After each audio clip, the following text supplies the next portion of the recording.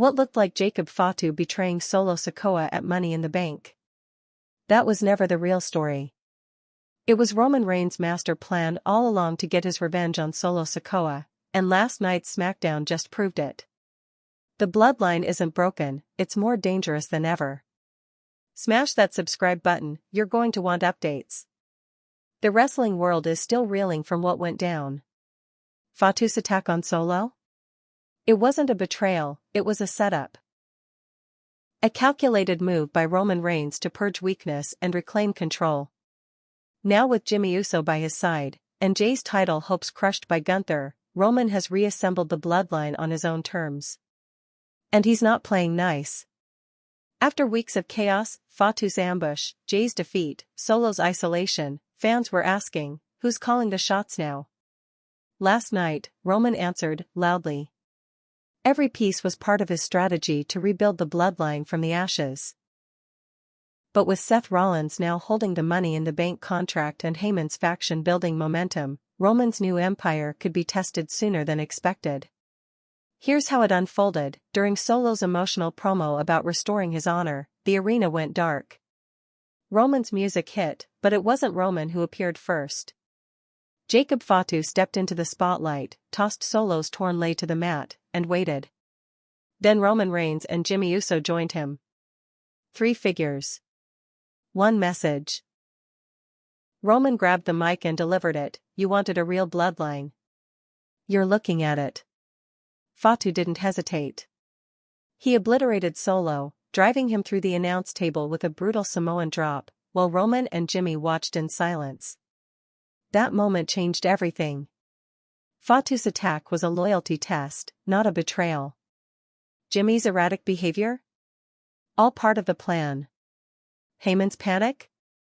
The wise man saw what was coming and couldn't stop it. And Jay? He watched from the ramp, frozen, forced to choose between pride and blood. Then the symbolic blow, Roman handed Fatu Solo's vest, crowning him the new enforcer of the bloodline. Roman Reigns didn't just return, he took back his dynasty. With Fatu unleashed and Jimmy back in line, the second era of the tribal chief begins now, and it's more ruthless than ever. So now the questions, will Jay fall in or fall apart? Is Solo Sikoa out for good? Can Seth and his squad survive this new threat? Let us know what you think. Hit like, smash subscribe, and turn on notifications, because the bloodline war just went nuclear. The Tribal Chief's revenge tour has begun. All eyes were on Jacob Fatu. A man who, moments earlier, walked out of the shadows and obliterated Solo Sikoa, the very cousin he had just stood beside. A betrayal? That's what it looked like. But what if we told you, it was never about betrayal? What if this whole thing? The drama, the division, the implosion of WWE's most dominant faction, was a setup? Not just by one man. But by the man. Roman Reigns. And what if, after months of silence, exile, and chaos, the tribal chief has returned not just to reclaim what he lost, but to rebuild his empire on his own brutal terms? What if the bloodline never died? What if it evolved? July 5, 2025. Toronto. Scotiabank Arena. WWE's Money in the Bank was always going to be a flashpoint. But nobody expected this. Solo Sikoa, bloodied, battered, holding a microphone in the middle of the ring, for once, not to talk trash, but to pour his heart out. I tried to hold this family together, while you all vanished. I bled for this bloodline. And now? I'm alone. A single spotlight. The ring bathed in silence. Then, the lights cut out. Roman's theme hits. The crowd loses its mind. But it's not Roman who steps out. It's Jacob Fatu. The Samoan werewolf. The wild card. The last uncorrupted member of the dynasty. A wrecking ball of a man whose arrival in WWE had already sent shockwaves through the locker room, but no one expected him here, now, like this. He walks to the ring slowly. Controlled. Calculated. Holding something in his hand, Solo Sikoa's shredded red lei. The same symbol Solo wore when he was crowned as the next in line. Fatu doesn't say a word. He stares at Solo. Drops the lei at his feet. For a moment, fans are left wondering, what did we just witness? In the minutes that followed, social media exploded. Fatu betrayed Solo. The bloodline's over. What the hell is Roman doing? But what the audience didn't realize in that moment is that they weren't witnessing an ending. They were watching a ritual. Not a betrayal, a sacrifice. Solo wasn't cast aside out of rage. He was removed out of strategy. Fatu's attack wasn't spontaneous. It was orchestrated. Because the real story didn't start in that ring. It started months ago. When Roman Reigns disappeared after WrestleMania XL. Gone was the man who once ruled SmackDown like a king. No promos. No updates. No Paul Heyman. Just silence. Behind the scenes, the bloodline fractured. Jimmy turned on Jay. Solo grew more aggressive. Jay started chasing gold outside the family. And for the first time in years, no one knew who was in charge. Until now. Last night on SmackDown, the truth dropped, not like a promo, but like a hammer. The segment started with a simple question on commentary: is the bloodline officially over? They didn't get an answer. They got a statement. The lights dimmed again. The same entrance music hit. And this time, Roman did appear. But not alone. Behind him? Jimmy Uso. Already suspiciously quiet in recent weeks. Already teased to be unstable. To his left? Jacob Fatu. No remorse. No hesitation. Just power. They formed a triangle on the stage. Then walked down the ramp as one. In the ring? The empty vest of Solo Sikoa, left on a steel chair. Roman picked it up. Held it. Looked at the crowd. Then handed it to Fatu. That's not a betrayal. That's a coronation. The message couldn't be clearer: the bloodline is mine again. And this time, it's bulletproof. You might be wondering, why now? Why this moment? Because Roman Reigns didn't just want to return. He wanted control. He wanted dominance. And above all, he wanted revenge. Solo Sikoa was powerful, but unpredictable. A threat to Roman's command. Jey Uso had heart, but was chasing individual glory. Jimmy, always stuck in the middle. Roman purged the chaos. Eliminated the loose ends. And handpicked the soldier he needed to enforce his reign 2.0, Jacob Fatu. This isn't a reunion. It's a rebuild. Stone by stone. Body by body. And if the first bloodline was a family built on trust, this one is a regime built on fear. Where this story goes from here, so here's what's next: Solo Sikoa, out. Humiliated. Possibly plotting revenge. Jey Uso, title hopes shattered. Watching from the sidelines. But for how long? Jimmy Uso, fully aligned, or just playing along? Jacob Fatu, now the enforcer. The wild card turned war dog. Roman Reigns, reborn as the cold, calculating kingpin. But don't forget the shadow on the horizon: Seth Rollins. Holding the money in the bank briefcase. Waiting. Waiting for Roman's first mistake. And that mistake? Might already be brewing inside his own empire. Because even empires built on fear crack from within. Now the bloodline war isn't just about legacy. It's about who survives. And if you thought Roman was dangerous before, you haven't seen anything yet. July 5, 2025. Money in the Bank was supposed to be Solo Sikoa's redemption night. He wasn't booked in a match.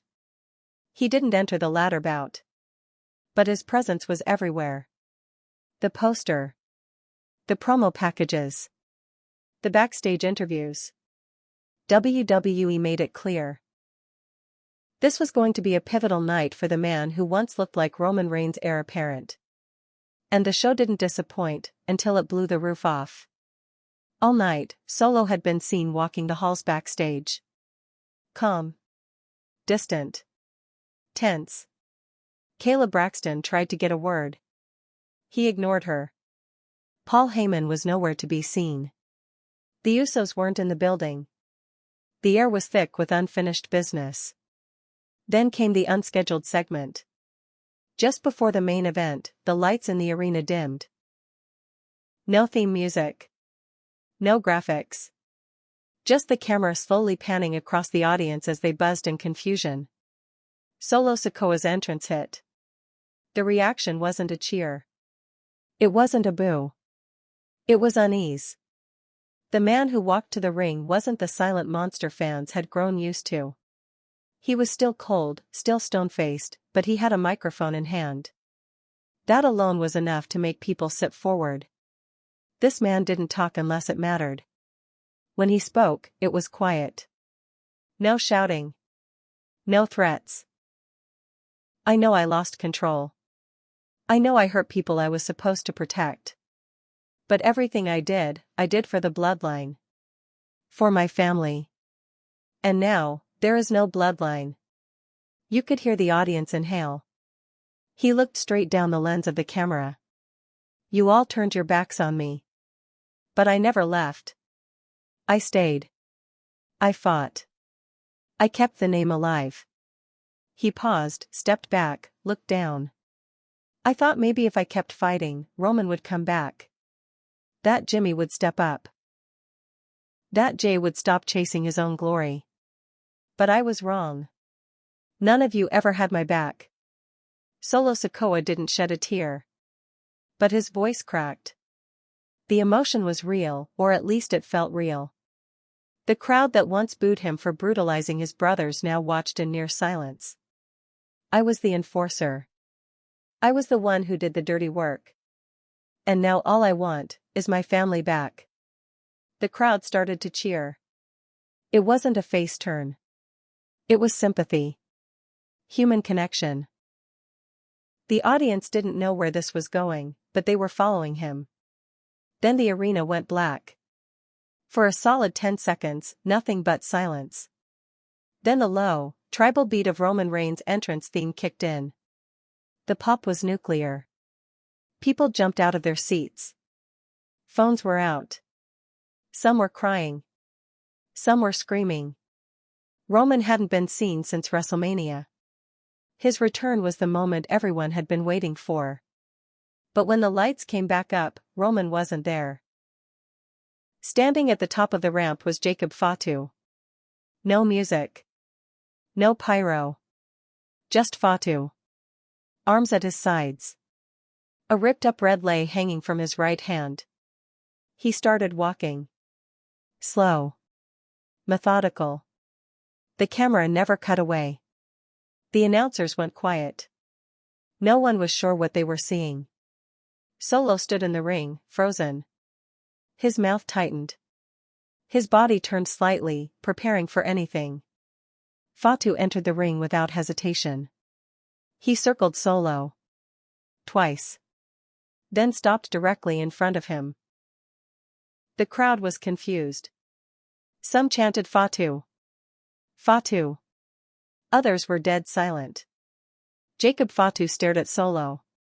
Then slowly, deliberately, dropped the torn lei at his feet. It landed like a dead weight. Solo looked down at it. Then back up at Fatu. His expression changed. First confusion. Then suspicion. Then realization. He barely had time to react. Fatu headbutted him. Hard. The impact echoed. Then came a Samoan drop. A flying splash. A steel chair shot. Another splash. Fatu didn't stop. The crowd couldn't believe what they were watching. Security didn't run in. No referees came to break it up. It was as if the entire company had frozen. Fatu rolled Solo out of the ring and dragged him toward the announce table. One more Samoan drop. This time, through the table. The audience exploded. It wasn't just shock. It was awe. They had just witnessed the most dominant debut assault in recent WWE history. But the moment that truly twisted the knife came seconds later. Roman Reigns' music hit, again. And this time, he appeared. Slowly walking down the ramp with Jimmy Uso by his side. Roman didn't run. He didn't speak. He didn't even smile. He stepped over the wreckage of his cousin's body, walked into the ring, picked up the red lei Fatu had dropped, and placed it back in Jacob Fatu's hands. Then Roman picked up the mic. He only said one thing. You wanted a real bloodline. You're looking at it. He dropped the mic, walked to the ropes. Looked out at the crowd. Jimmy stood silently behind him. Fatu stood to his right, holding the vest of Solo Sikoa. The screen faded to black. The broadcast ended. And the wrestling world caught fire. By the time the pay-per-view went off the air, Twitter had crashed. Fatu trended in 21 countries. Solo Sikoa was in the top 5 search terms on Google. Thousands of fans flooded forums, trying to figure out what they had just seen. Theories exploded. Was this a new faction? Was Jimmy really with Roman? Had Fatu replaced Solo? Why did it feel like Roman never left? And most importantly, was this the beginning of something worse? Because if that wasn't a betrayal, it was a message. And only one man was qualified to send it. The tribal chief. Roman Reigns didn't return with fire. He returned with control. No pyro. No grand speech. No theatrics. When the tribal chief reappeared on WWE television after months of total silence, it wasn't loud. It wasn't flashy. It was strategic. It was surgical. It was terrifying. 4 months following WrestleMania XL, the Bloodline saga spiraled. Jey Uso tried to break free and go solo, literally and metaphorically. Jimmy turned bitter and unhinged. Solo Sikoa transformed into an erratic enforcer with no leash. The once unified dynasty had collapsed into chaos, and the Emperor had vanished. Roman wasn't seen at Backlash. Or Night of Champions. Not even at Clash at the Castle.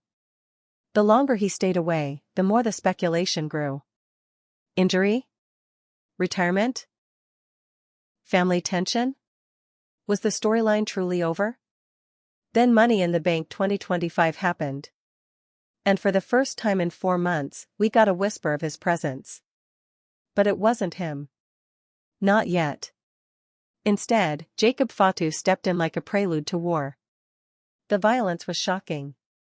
The symbolism was precise. And at the end of it all, once Solo Sikoa had been driven through a table and left for dead, Roman's music hit again. And that's when he emerged. Draped in black. No head of the table t-shirt. No smirk. Just Roman Reigns in total composure, walking with Jimmy Uso to his left and a story behind his eyes. He didn't rush to the ring. He strolled. It was the kind of entrance that doesn't just say, "I'm back." It says, "I never left." Roman didn't need to reclaim a throne. He had never surrendered it. What he had done was let the empire cannibalize itself, and then stepped in when the time was right to rebuild from the ashes. What shocked fans wasn't just his return. It was how calculated it felt. There was no chaos. No hesitation.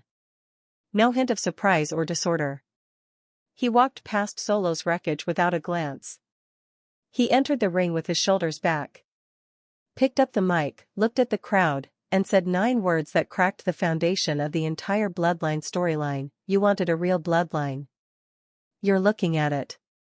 He didn't need to say anything else. In that moment, Roman didn't just reclaim the leadership of the Bloodline. He redefined it. And here's what most people missed: the power of silence. In wrestling, silence isn't just the absence of noise. It's a psychological weapon.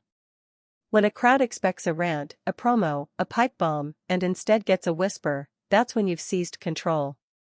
Roman didn't return screaming for vengeance. He didn't come back to beg for loyalty.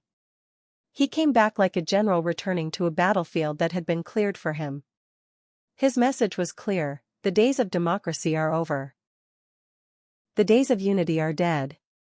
This new bloodline isn't about family. It's about dominance. Strategy. Order. Fatu didn't just fill Solo's role. He replaced it, and with Roman's full blessing. Jimmy, meanwhile, had been in a murky place for months. Teasing rebellion. Teasing remorse. Caught between Jay's independence and Solo's tyranny. But when he walked out beside Roman, it became clear, the hesitation was part of the plan. All those weeks of erratic behavior? They weren't breakdowns. They were misdirection. Jimmy played the fool so no one would see the dagger in his hand. Roman's return revealed that none of it was improvised. Everything from Solo's descent into isolation to Jay's collapse at the hands of Gunther had been allowed to happen. Not to destroy the family, but to expose its flaws. He let the old bloodline die so he could build one loyal by design, not by blood. And Roman knows one truth better than anyone: trust is a liability. In this new iteration, everyone plays a role. No freedom. No friction. Just purpose. Fatu is the muscle, unshakable and unquestioning. Jimmy is the obedient hand, experienced, familiar, and repurposed. Roman is the brain, the architect. But what makes this return so unsettling is what wasn't said. There were no promises. No threats. No declarations of tribal supremacy. Just a new formation. A new symbol of power. And the body of the man who used to be next in line, lying in pieces. Roman's genius isn't just in his wrestling. It's in his timing. He returned when the roster was fractured. When fans had given up hope on the Bloodline story. When Seth Rollins had seized the Money in the Bank briefcase and began building momentum with Heyman's faction. When the old enemies were distracted, the new challengers disorganized.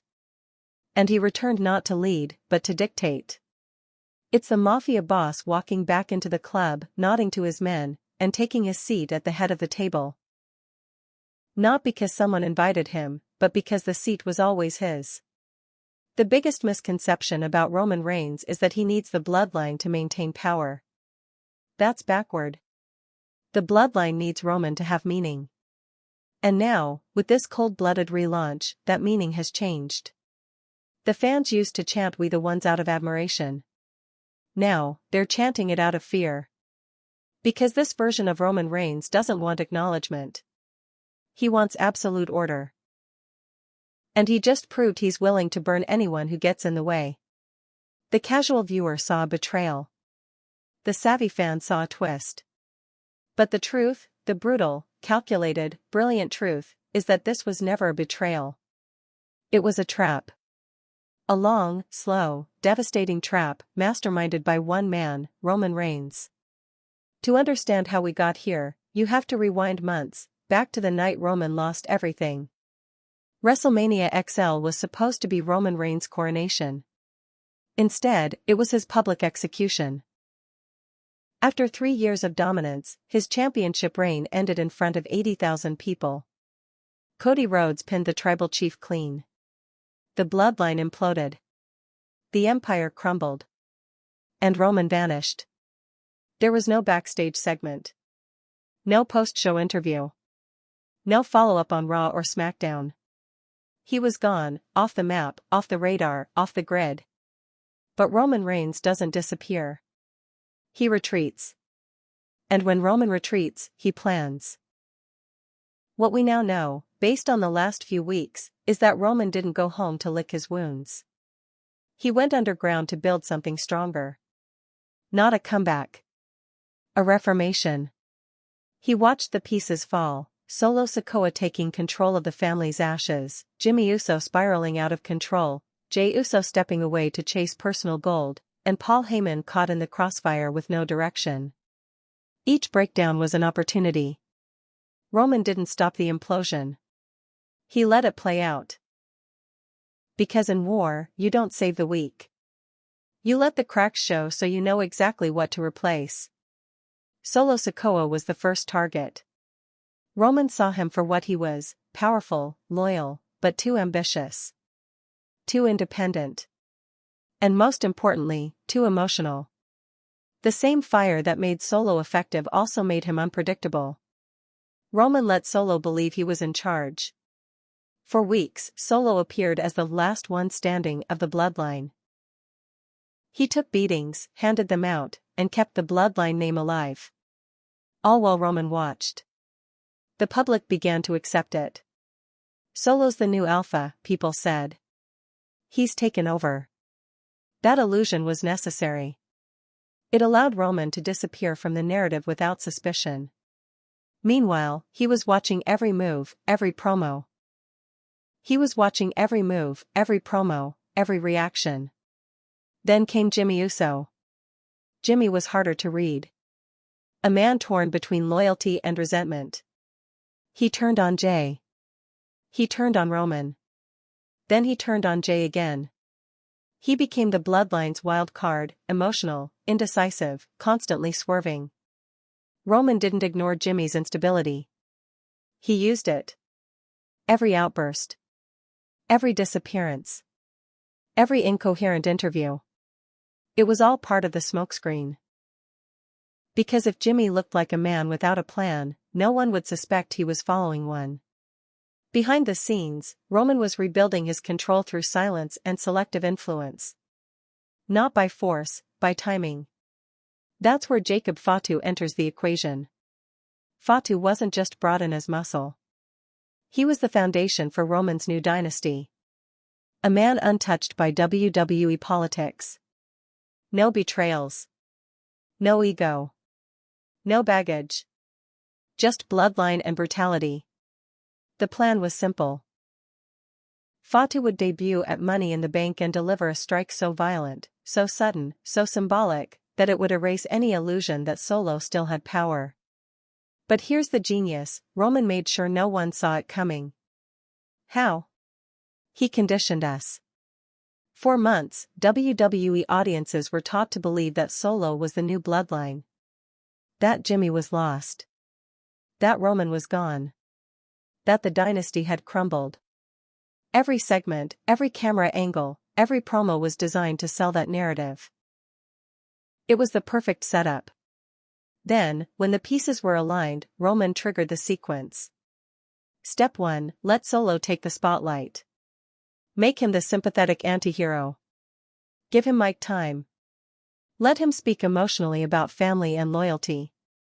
Step 2, drop Fatu in as a curveball. Not just a debut, an executioner. No alliance declared. No handshake. Just violence. Raw and final. Step 3, re-emerge. Roman didn't just return. He returned after the job was done. After Solo had been laid out. After the old guard had been symbolically and physically removed. He walked down the ramp not as a returning leader, but as the one who sent the hit. And when he handed Fatu Solo's vest, he wasn't passing a torch. He was marking territory. This wasn't about who would lead the Bloodline. It was about who was allowed to exist in it. Fatu didn't need a promo. He didn't need to earn his stripes. He had already passed the test. That's the key detail most people missed.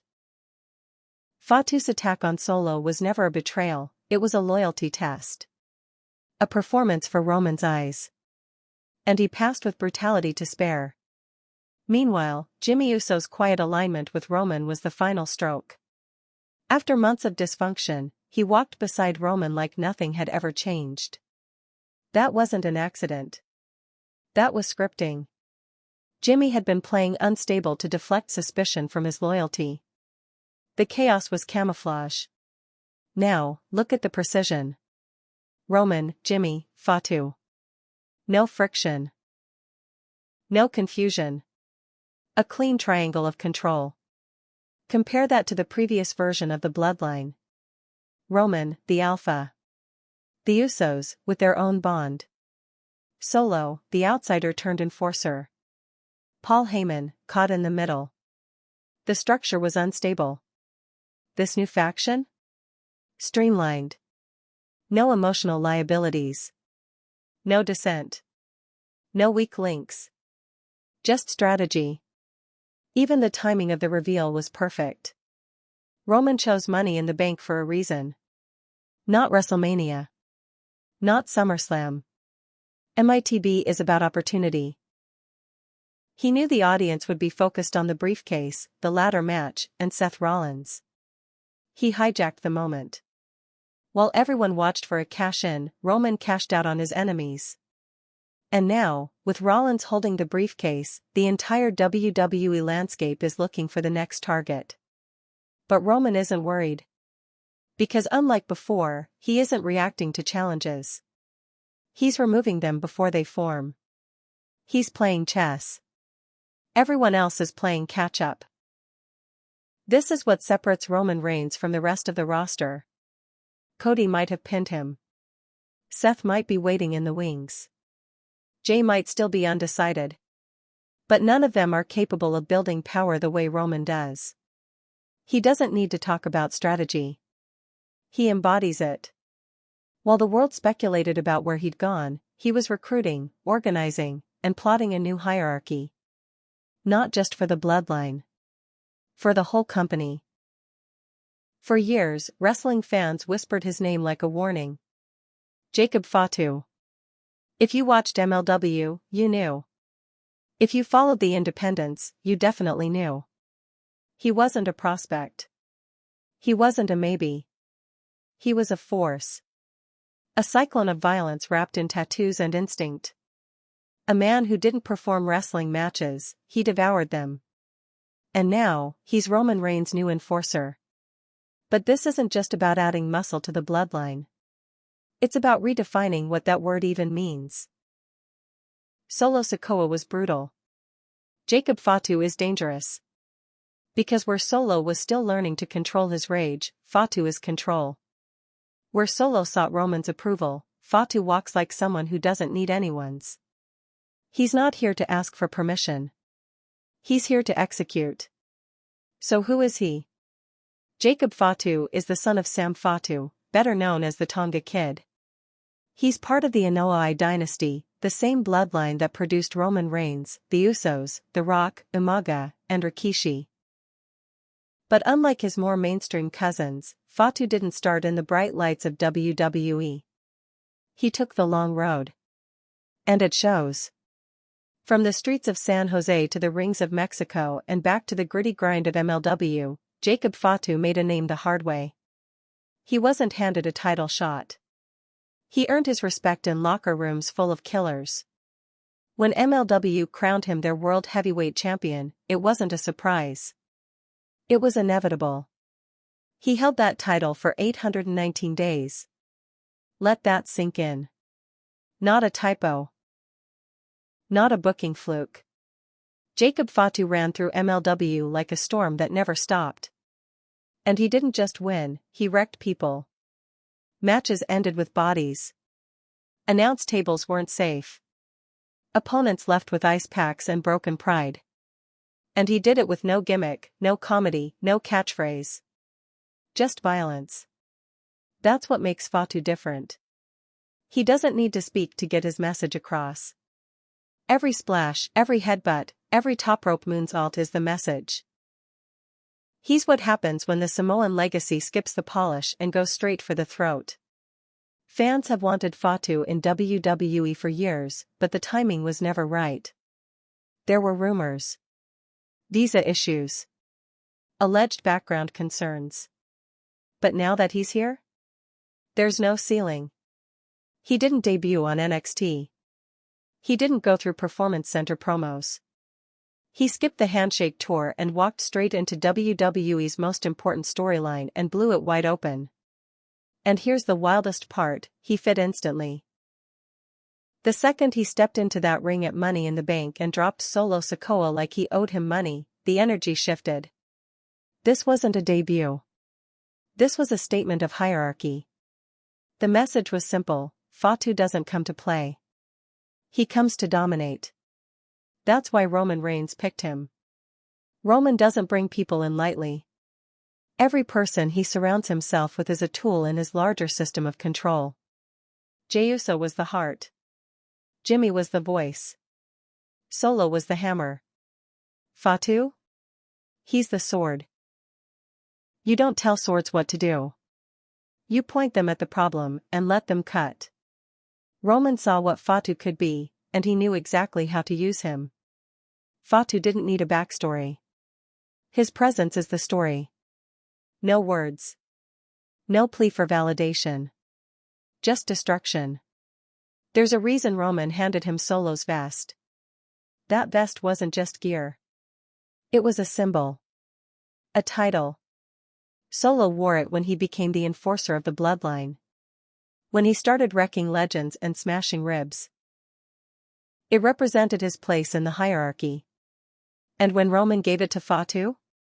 He wasn't passing the torch. He was burying the past. Solo Sikoa is out. Jacob Fatu is in. And the rules just changed. There's a coldness to Fatu that makes him even more terrifying than Solo. He doesn't lash out. He strikes with precision. He doesn't yell. He breathes heavy and stares through people. And when he moves, it's sudden. Explosive. Like a grenade with legs. He's built like a monster, moves like a cruiserweight, and hits like a truck. And he has something that can't be taught: presence. In one segment, he made the entire locker room feel smaller. In one beatdown, he erased the momentum of Solo Sikoa. In one stare, he signaled that everything has changed. That's the kind of debut you don't forget. But beyond the physicality, there's something else. Something more dangerous. Loyalty. Not blind loyalty. Not brotherhood. But mission loyalty. Jacob Fatu believes in the Bloodline, not as a family, but as a cause. As a legacy. He doesn't need Roman to be his cousin. He needs Roman to be the king. And now that Roman has returned, crowned Fatu as his enforcer, and restarted the dynasty, there's nothing in his way. You can't outfight Fatu. You can't outsmart him. You can't even distract him. Because he's not here for stardom. He's here to burn names. The fans know it. The roster knows it. The locker room feels it. And that's why his arrival means more than just a roster update. It's a warning. The Bloodline isn't a family anymore. It's a weapon. And Jacob Fatu is the one holding the blade. Jimmy Uso has always been a wild card. Since day one, he was the twin you couldn't predict. Not because he was erratic, but because he was emotional. Where Jay was the steady right hand, Jimmy was the heartbeat. Loud, reckless, funny, volatile. When the Bloodline first took shape, Jimmy didn't fit the mold. He challenged Roman. Refused to fall in line. He didn't acknowledge. He rebelled. But something changed. Not all at once, and not in a way that made sense, until now. Over the past year, Jimmy's trajectory became more blurred than anyone else's in the Bloodline saga. He betrayed Jay, then claimed it was to save him. He distanced himself from Roman, then ran interference for him. He tore the family apart, then blamed the family for breaking him. Fans didn't know whether to boo or cheer. His promos were incoherent. His actions inconsistent. Some said his character was lost. Some said WWE didn't know what to do with him anymore. But now, in light of Roman Reigns' return and the calculated takedown of Solo Sikoa, everything makes sense. Jimmy wasn't lost. He was playing his part. And the part was chaos. Let's break it down. Following WrestleMania XL, Jey Uso walked out on the family. Solo stepped up as the enforcer. Roman disappeared. Jimmy? He floated. Unattached. Uncommitted. Sometimes he helped Solo. Sometimes he walked away. Sometimes he mocked Roman. Sometimes he hinted at regret. No one knew where his head was at. That was the point. Jimmy became the question mark. The man with no allegiance. He let the crowd believe he was crumbling. He let his brother believe he was alone. And all the while, he was watching. Waiting. Listening. Waiting for the cue. When he reappeared on SmackDown beside Roman Reigns and Jacob Fatu, everything clicked. The smirk. The posture. The silence. He wasn't surprised to be there. He was ready. And the truth came crashing down. Jimmy Uso was never out of the plan. He was the plan. His behavior over the past few months wasn't a breakdown. It was a smokescreen. Every time he second-guessed himself on camera, it gave Roman more time. Every time he stirred conflict between Solo and Jay, it deepened the cracks. And every time he walked away from a fight, it was because he wasn't supposed to end it. He was supposed to keep it going. Controlled chaos. Jimmy became the perfect distraction. He drew fire away from Roman. He made Solo feel like he had backup. He gave Jay hope that someone in the family might still be on his side. He played them all. And now, with Solo out, Jay broken, and the bloodline rebuilt in Roman's image, Jimmy stands beside his cousin not as a victim or a pawn, but as a fully initiated lieutenant. It raises an uncomfortable question. How much of the last year has been real? Did Jimmy really regret turning on Jay? Or was that part of the plan? Did he ever truly fear Roman? Or was that performance? Was his instability weakness, or was it weaponized? And perhaps most chilling of all, what does this say about his loyalty? Because unlike Jay, who struggled with the line between blood and self-worth, Jimmy has now shown that he will do whatever it takes to stay close to power. Even if it means betrayal. Even if it means lying. Even if it means destroying his brother's heart on national television. This is a different Jimmy Uso. More composed. More calculating. More dangerous. He's not cracking jokes. He's not throwing up the "we the ones" hand signal with swagger. He's quiet. Focused. Sharp. He's a man who's seen what happens when you defy Roman Reigns, and chosen instead to align with him at all costs. Some fans still believe Jimmy's playing the long game. That he's biding his time to strike from within. But that theory doesn't hold up under scrutiny. If Jimmy was planning to betray Roman, he wouldn't have stood silent as Jacob Fatu brutalized Solo. He wouldn't have stepped into that ring like it was home. And he certainly wouldn't have accepted Roman's nod of approval like it meant everything. No, Jimmy isn't acting. He's adapting. He knows that being loyal to Roman is no longer about family, it's about survival. About power. About being part of the only faction in WWE with a plan. He chose his side. And that makes him more of a player than anyone gave him credit for. He saw the writing on the wall. He saw Solo getting more violent, more volatile.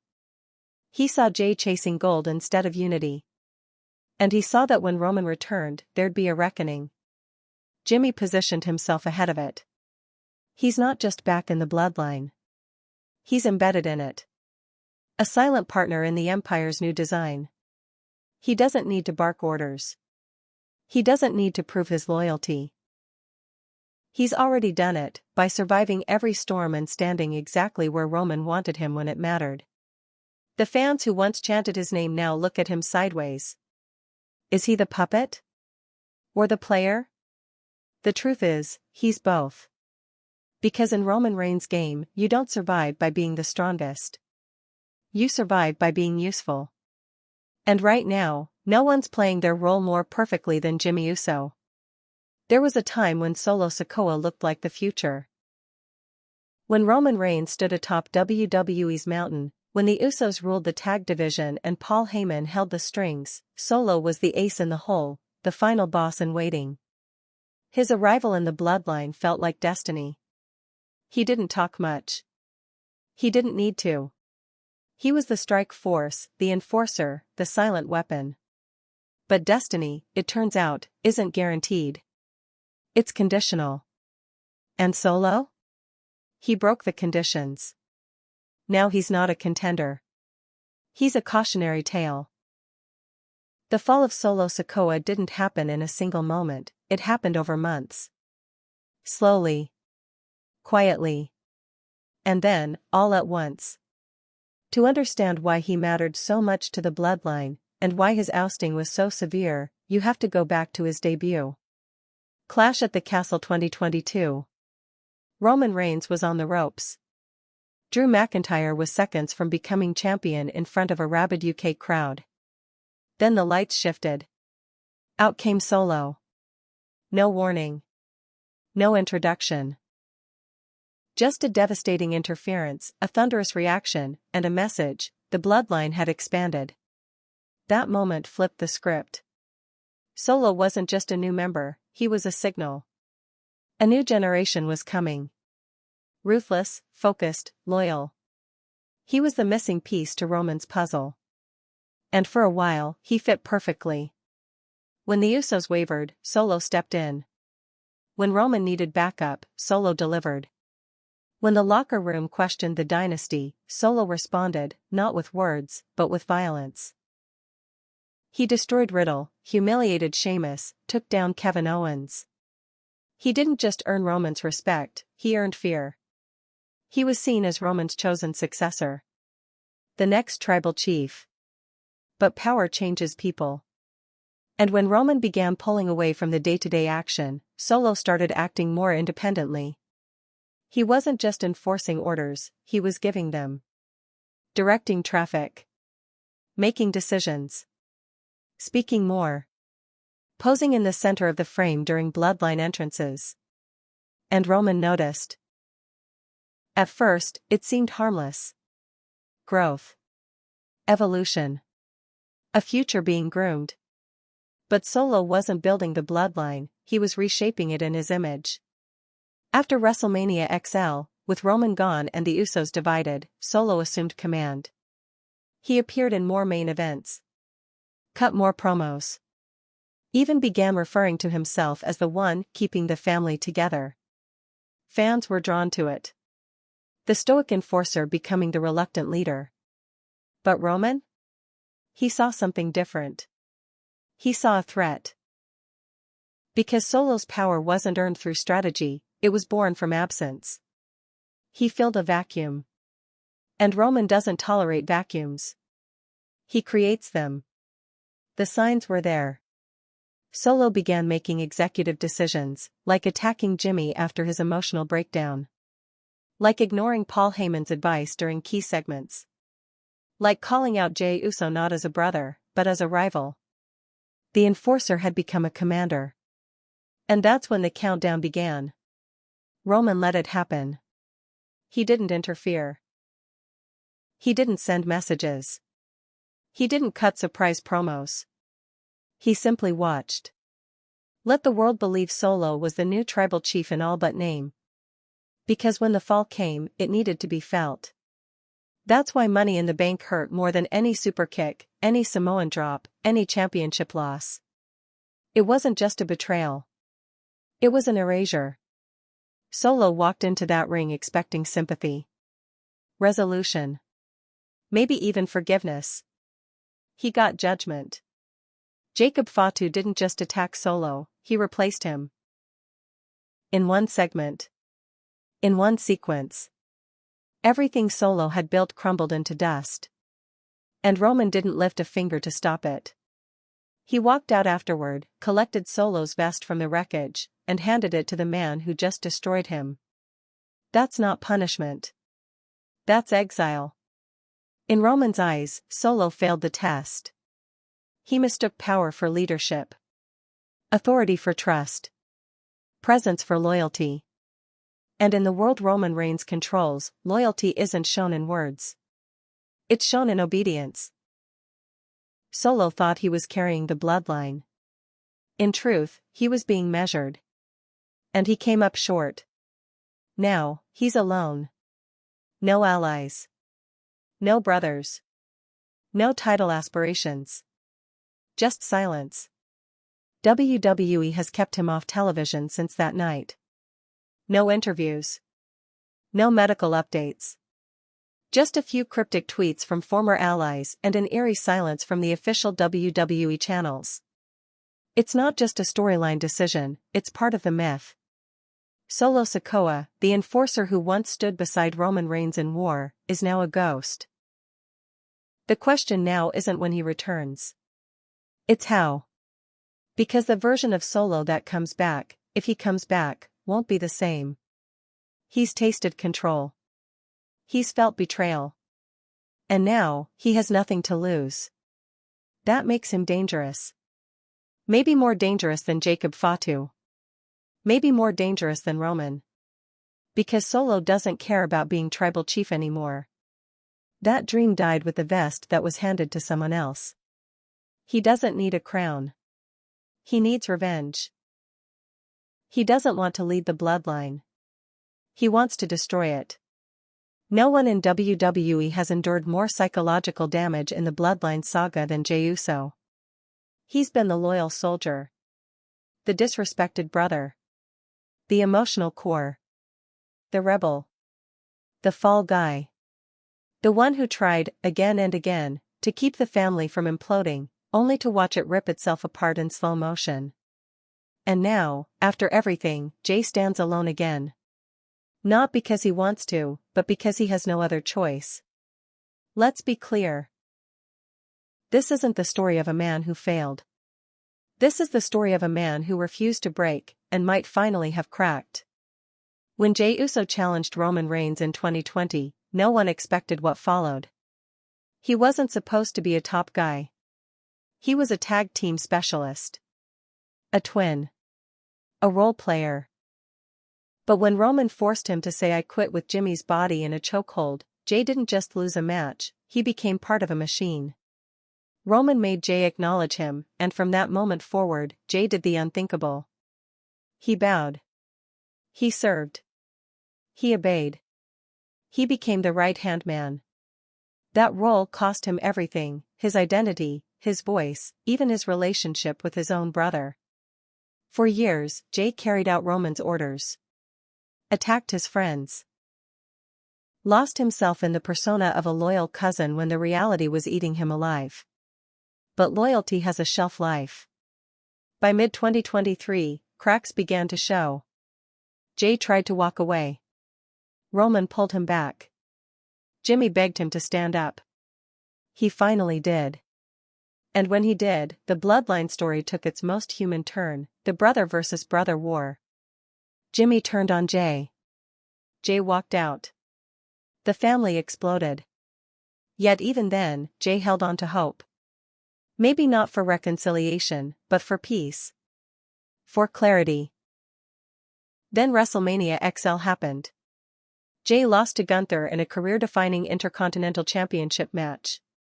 It wasn't just a defeat, it was an implosion of everything he had built since stepping out of the bloodline's shadow. A symbol that no matter how far he ran, he was still haunted by his name. Then came the silence. Roman gone. Jimmy unstable. Solo unhinged. Paul Heyman drifting. And Jey? Caught in the crossfire of a war he didn't start, trying to find his place in a universe that had moved on without him. But he wasn't idle. Jey kept wrestling. Kept fighting. He showed up week after week, taking matches with purpose. No title chases. No alliances. Just work. The crowd loved him more than ever. Main event Jey Uso became a rallying cry. He proved he could stand alone. But standing alone is lonely. That's what Money in the Bank made painfully clear.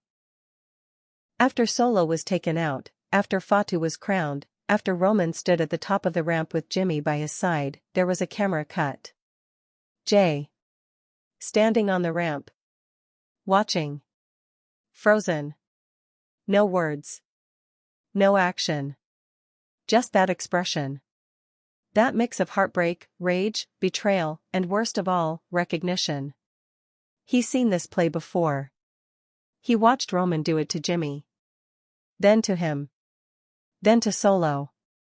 He knew what the look in Roman's eyes meant. It meant that family doesn't mean safety. It means control. And if you don't fall in line, you get left behind. But this time, something was different. Jay didn't cry. He didn't charge the ring. He didn't scream. He stood still. Which is more terrifying than anything else. Because Jey Uso has reached the point where words no longer matter. Where pain has turned to numbness. Where love has turned to calculation. He didn't walk away because he was hurt. He stayed because he was watching. And the look in his eyes? It wasn't confusion. It was decision. Because now Jay has a choice to make. Fall back into the bloodline, accept Roman's new world order, swallow his pride, and play the game. Or destroy it from the outside, even if it costs him everything. That's the tragedy of Jey Uso. His whole life has been wrapped around the word us. He was one half of the greatest tag team of his generation. He was the loyal cousin. The team player. The peacemaker. But now? Now, Jey Uso is learning how to be an I. And it's breaking him. The crowd still chants his name. They still want him to be the one to take Roman down. But wanting it and being ready for it are two different things. Because beating Roman Reigns won't be a wrestling match. It'll be a surgical dismantling of everything Jay's ever loved. Roman's mind games don't end in the ring. They linger. They corrupt. And no one has felt that more than Jay. He's watched his brother turn on him. His cousin manipulate him. His family splinter under pressure. And every time he tried to fight back, he paid the price. But there's a different kind of fire in Jay now. One that's not about gold. Not about respect. Not even about revenge. It's about clarity. He finally sees the bloodline for what it is, not a family, but a machine. And machines don't care about love. They care about efficiency. Jey Uso is no longer trying to repair the machine. He's looking for a way to shut it down. Roman Reigns. Jimmy Uso. Jacob Fatu. 3 men. 1 purpose. They didn't walk down that ramp at Money in the Bank as family members. They walked as a formation, calculated, coordinated, locked in. To anyone paying attention, the visual was familiar. The pacing. The silence. The tension. It called back to a group that once changed WWE forever, The Shield. 10 years ago, Roman Reigns debuted as part of that faction, a silent powerhouse, flanked by 2 volatile, cerebral teammates in Seth Rollins and Dean Ambrose. They weren't brothers by blood, but by mission. They fought as a unit. No wasted motion. No side talk. Just destruction. Now Roman is the one in the center again, but this time, he's in control of the build. This time, he writes the rules. And what he's created isn't just a new bloodline. It's something more militarized. More focused. More ruthless. This is a new kind of Shield, less justice, more order. Let's break down the composition. Roman Reigns is no longer a conflicted leader. He's resolved. He doesn't need to manipulate or argue or convince. He shows up, issues a look, and the destruction begins. His role is strategic. He doesn't get his hands dirty unless he has to. He delegates. He commands. His silence does the talking. Jimmy Uso is the handler. The trusted lieutenant. He knows the family better than anyone and can interpret Roman's vision on the fly. He brings unpredictability to the group, but now it's controlled chaos. Under Roman's influence, Jimmy isn't emotional, he's surgical. The same man who once laughed through promos now stands in silence, eyes cold. And then there's Jacob Fatu, the weapon. Fatu doesn't need to speak. He moves with the same menace Roman once carried in his early Shield days, explosive, sudden, overwhelming. He's the blunt force this group never had before. Seth was the technician. Dean was the brawler. Fatu is the executioner. Together, they operate like a tactical unit. And that's by design. Roman isn't building a family anymore, he's building a regime. The original Bloodline was messy, emotional, bound by history and heart. That version of the faction was vulnerable to implosion because its foundation was built on real relationships, brotherhood, legacy, trust. This version is built on fear and purpose. There's no room for outbursts. No room for doubt. Every member serves the system. Jimmy's loyalty is earned through obedience. Fatu's role is defined through efficiency. Roman controls the board. And that's where the Shield comparison becomes deadly accurate. When the Shield operated, it wasn't just about dominance, it was about message. They arrived. They took out a target. Then they left. They didn't linger.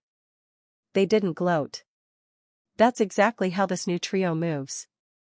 At Money in the Bank, they didn't issue a challenge. They didn't start a promo. They simply removed Solo Sikoa from the picture and stood as one. It wasn't a call to war. It was a warning. Roman handed Fatu the vest like a general issuing rank. Jimmy didn't celebrate. He stood ready. The camera didn't zoom in on their faces, it panned out to show the power triangle. The message? This isn't personal. It's structural. They don't operate on emotion. They operate on command.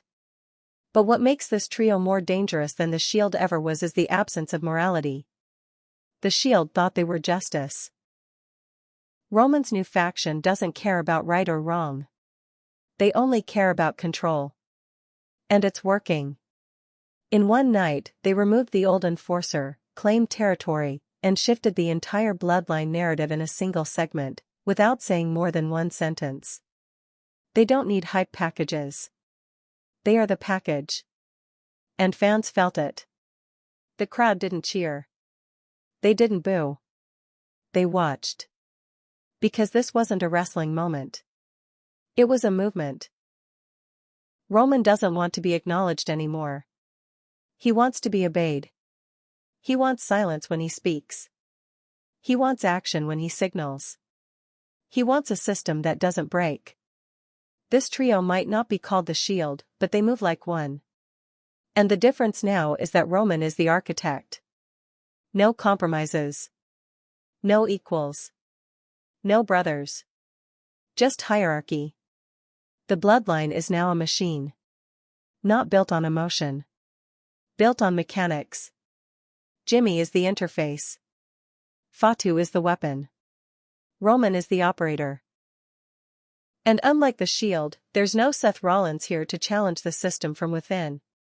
No Ambrose to implode from instability. There's only one voice that matters. Roman's. The question isn't whether this new trio can dominate WWE. That's inevitable. The real question is, who survives it?